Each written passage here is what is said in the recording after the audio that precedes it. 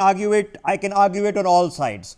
You can argue it that we have credible intelligence that the Pakistanis their supply routes are choked, that the Chinese will not be able to resupply them fast enough or do not have the intention of resupplying them, and they can only do this for 3-4 days.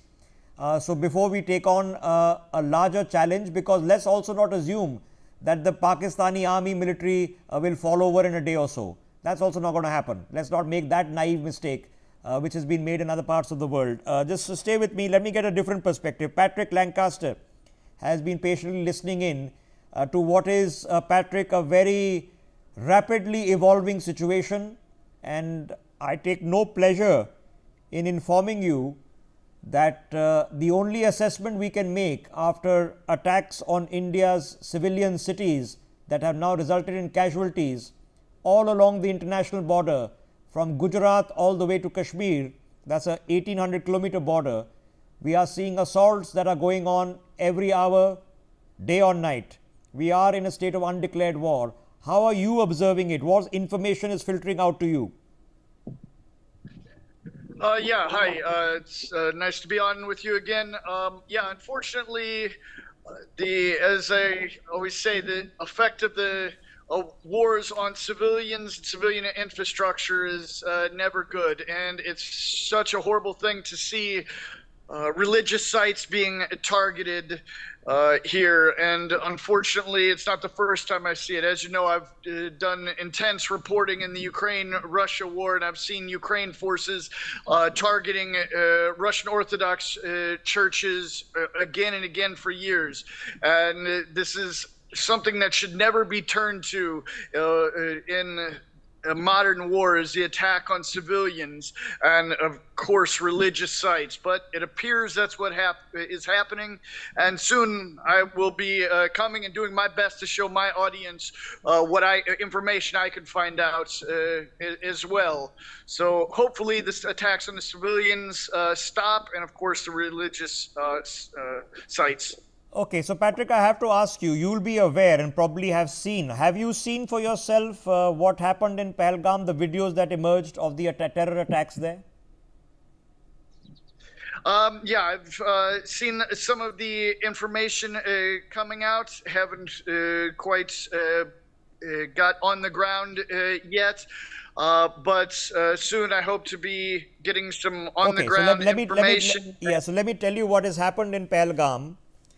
This is a picnic area in Kashmir, which is why all of this is happening. 26 people, men with their families and children, were accosted by terrorists carrying automatic rifles.